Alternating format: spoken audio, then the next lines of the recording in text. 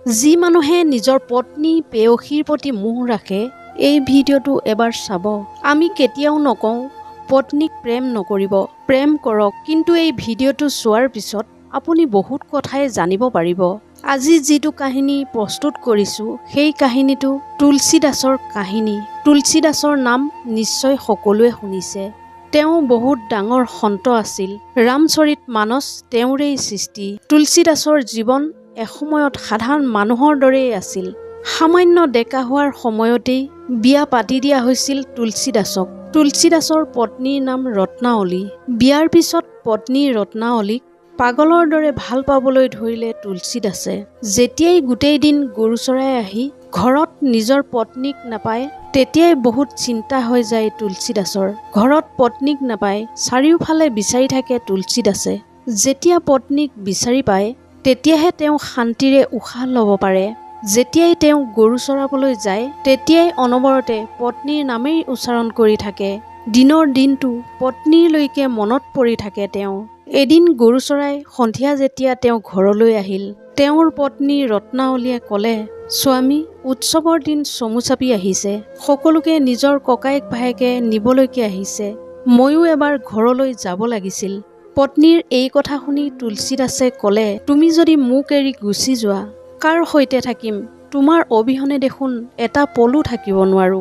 মই কেনেকৈ থাকিম? ৰত্নাৱলীয়ে ক'লে, স্বামী, কেইদিনমানৰহে কথা। কেইদিনমান থাকিতো মই আহিমেই। আপুনি কোনো চিন্তা নকৰিব। ফূৰ্তি মনেৰে দিনটো গৰু চৰাব আৰু ৰাতি ধুনীয়াকৈ খাই বৈ শুই যাব। মই সোনকালেই ঘূৰি আহিম। পত্নীয়ে যেতিয়া বহুত বেছি যাব খুজিছিল, তুলসী দাসে যাবলৈ দিলে পত্নীক। স্বামীৰ আজ্ঞা পাই মাকৰ ঘৰলৈ গ'ল ৰত্নাৱলী। পত্নী যোৱাৰ পিছত দিনৰ দিনটো পত্নীৰ নামেই লৈ থাকে তুলসী দাসে। ৰত্নাৱলী, ৰত্নাৱলী, ৰত্নাৱলী, এনেকৈ দিনটো পাৰ হয়। গৰু চৰাই সন্ধিয়া যেতিয়া তুলসী দাস ঘৰলৈ আহে, ঘৰৰ দুৱাৰ বন্ধ হৈ থাকে। তুলসী দাসে পত্নীৰ নাম লৈ মাতে, কিন্তু ৰত্নাৱলী নাই। তেওঁতো মাকৰ ঘৰলৈ গৈছে। পত্নীক নেদেখি তুলসী দাসৰ মূৰ গৰম হৈ যায়। পত্নীৰ বাদে তেওঁ একোৱেই নেদেখে। পত্নীৰ অবিহনে এক বিন্দু শান্তি নোহোৱা হ'ল তুলসী দাসৰ। দৰজাখন খুলি যেনে তেনে ঘৰৰ ভিতৰলৈ সোমাই যায় তুলসী দাস। ঘৰৰ ভিতৰত তেওঁ একোৱেই দেখা নাপায়, কেৱল পত্নীকহে দেখে তেওঁ। টোপনি নোহোৱা হ'ল তেওঁৰ। চকুৰ সন্মুখত কেৱল তেওঁৰ পত্নীৰ ছবিখনহে ভাহি আহিবলৈ ধৰিলে। তেনেকুৱাতে বৰষুণ আহিবলৈ ধৰিলে। সেই বৰষুণতে তুলসী দাসে পত্নীক লগ পাবলৈ ব্যাকুল হৈ পৰিল। পত্নীৰ কথা ভাবিয়ে তেওঁ দুৱাৰ বন্ধ কৰিলে আৰু পত্নীক লগ পাবলৈ ওলাই আহিল। তেতিয়া নিশা 12 বাজি গৈছিল। ৰাতিৰ দ্বিতীয় পহৰ আৰম্ভ হৈছিল। বৰষুণ লাহে লাহে কমিবলৈ ধৰিলে। খালী ভৰিৰে পত্নীক লগ পাবলৈ আগুৱাই গ'ল তুলসী দাস। বৰষুণত পথ একেবাৰে বিধ্বস্ত হৈ গৈছিল। বোকাময় পথেৰে তুলসী দাস দৌৰি দৌৰি আগবাঢ়িল পত্নীৰ কাষলৈ। কাঁইটে বিন্ধিছে, শিলে কাটিছে, বোকাত সোমাইছে। তথাপিও দৌৰি গৈ আধা ৰাস্তা পালেগৈ তুলসী দাস। তেনেকুৱাতে সন্মুখত এখন নদী দেখা পালে তেওঁ। বৰষুণৰ বাবে ওফন্দি আছিল নৈখন। এক প্ৰকাৰ নৈখনৰ সংহাৰী ৰূপ। প্ৰচণ্ড সোঁত আছিল নদীত। তথাপি কাষলৈ গৈ তেওঁ ভাবিলে, নদীখন এতিয়া পাৰ হওঁ কেনেকৈ? পাৰটো মই হ'বই লাগিব। যেতিয়ালৈকে মই পত্নীক লগ নেপাওঁ তেতিয়ালৈকে মই শান্তিও নেপাওঁ। এনেকৈ ভাবি থাকোঁতে তেওঁ দেখিলে এখন নাৱৰ দৰে তেওঁৰ ফালে কিবা এটা উটি উটি আহি আছে। উটি অহা বস্তুটো দেখি তুলসী দাসে ভাবিলে, মোৰ পত্নীয়ে মোক ইমান ভাল পায়নে? মোৰ অবিহনে তেওঁৰো চাগে টোপনি নাই। সেইবাবে তেওঁ মোৰ বাবে নাও পঠিয়াই দিছে। কিন্তু সেয়া নাও নাছিল, এটা মৰা শৱ উটি আহি আছিল। সেইটোকে নাও বুলি ভাবি তুলসী দাসে তাৰ ওপৰত উঠি ধৌৰে কোনোমতে নৈখন পাৰ হ'বলৈ চেষ্টা কৰিলে আৰু পাৰো হ'ল। কেৱল মাত্ৰ পত্নীৰ নামেই উচ্চাৰণ কৰি গৈ থাকিল। গৈ গৈ এটা সময়ত তুলসী দাস শহুৰেকৰ ঘৰ পালেগৈ। গৈ দেখিলে ঘৰৰ সকলো দুৱাৰ বন্ধ। ভিতৰলৈ যোৱাৰ ৰাস্তা কোনো তেওঁ দেখা নাই। কোনো ৰাস্তা নেদেখি তেওঁ ঘৰৰ পিছফালে গ'ল। যিটো ৰুমত ৰত্নাৱলী শুৱে সেইটো ৰুমত কম পোহৰত এগছ চাকি জ্বলি আছে। চাকি গছ দেখি তুলসী দাসৰ মন প্ৰফুল্লিত হৈ পৰিল। তেওঁ ভাবিলে, ৰত্নাৱলীয়েও মোক লগ পাবলৈ ব্যাকুল হৈ আছে দেখোন। তেওঁৰো টোপনি নাই। মোকো তেওঁ পাগলৰ দৰে ভাল পায়। সেইবাবে তেওঁ ইমান ৰাতিও সাৰে আছে আৰু এনেকৈ চাকি জ্বলাই থৈছে। কিন্তু এটা কথা তুলসী দাসৰ মনলৈ আহিল, এতিয়া পত্নীৰ কাষলৈ যাওঁ কেনেকৈ? সকলো মানুহ শুই আছে, সকলো দুৱাৰ বন্ধ। তেনেকুৱাতে তেওঁ এডাল ওলমি থকা ৰছী দেখিলে। ৰছীডাল দেখিয়েই মুখলৈ আকৌ হাঁহি আহিল তেওঁৰ। পত্নীয়ে মোক ইমান ভাল পায়, তেওঁৰ কাষলৈ যাবলৈ মোৰ বাবে তেওঁ ৰছী ওলমাই ৰাখিছে। কিন্তু সেয়া আচলতে ৰছী নাছিল, এডাল ক'লা সাপ আছিল। ৰছী বুলি তেওঁ সাপডালতে তেওঁ যেতিয়া ধৰি উঠি গ'ল, দেখিলে পত্নী ৰত্নাৱলী ৰুমত শুই আছে। ৰুমলৈ সোমাই গৈ তেওঁ গভীৰ নিদ্ৰাত থকা পত্নীক জগাই দিলে। ৰত্নাৱলী, ৰত্নাৱলী উঠা, মই আহিছোঁ ৰত্নাৱলী, উঠা ৰত্নাৱলী। ৰত্নাৱলীয়ে চকু মেলি দেখিছে তেওঁৰ সন্মুখত তেওঁৰ স্বামী। আচৰিত হ'ল ৰত্নাৱলী, ইমান ৰাতি স্বামী। ৰত্নাৱলীয়ে ক'লে, কি মানুহে আপুনি? এই ৰাতি আপুনি কিয় আহিল? আহিছে যেতিয়া দিনত আহিব লাগিছিল, সকলোৱে দেখিলেহেঁতেন। কিন্তু চোৰৰ দৰে আপুনি ৰাতি কিয় আহিছে? আপুনি মোক ইমান ভাল পায়নে? ইমান প্ৰেম কৰেনে আপুনি মোক?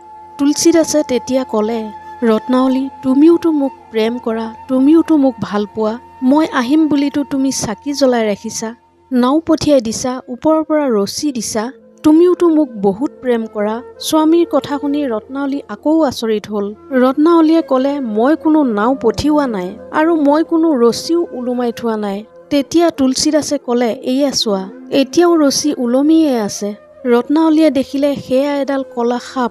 সেইডালকে ৰছী বুলি ভাবি পত্নীৰ প্ৰেমত অন্ধ হৈ ভিতৰলৈ সোমাই আহিল। নাও বুলি ভাবিয়েই তেওঁ মৰাশৰ এটাৰ ওপৰত উঠি নৈ পাৰ হৈ আহিল।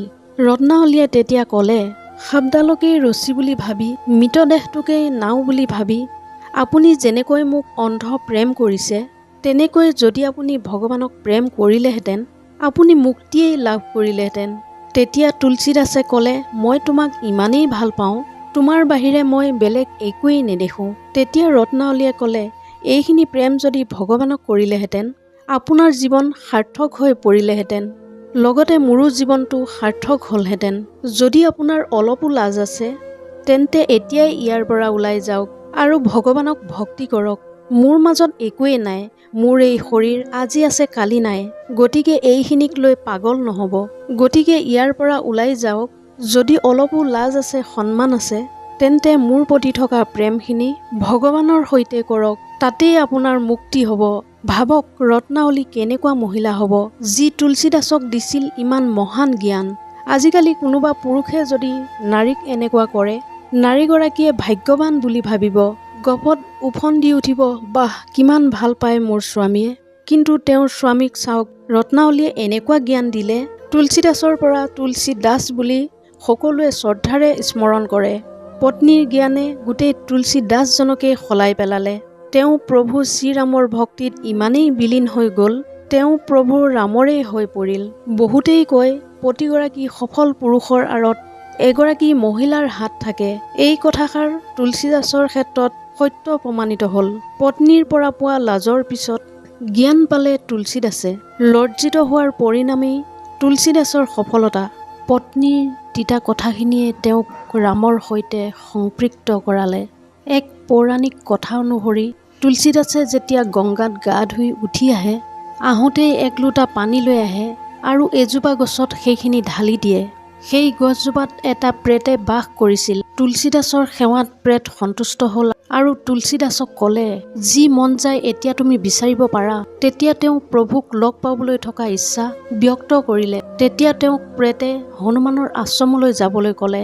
তুলসীদাসে হনুমানৰ আশ্ৰমলৈ যাবলৈ ঠিক কৰিলে। তাত যোৱাৰ পিছত তেওঁ তুলসীদাসক সাক্ষাৎ দিলে আৰু চিত্ৰকূট ঘাটলৈ যাবলৈ মাৰ্গ দৰ্শন দিলে। তাতেই প্ৰভু দৰ্শন পাব বুলি আশ্বাস দিলে। চিত্ৰকূট ঘাটত যেতিয়া তুলসীদাসে চন্দন পিহি আছিল, তেতিয়াই প্ৰভুৱে তেওঁক দৰ্শন দিলে।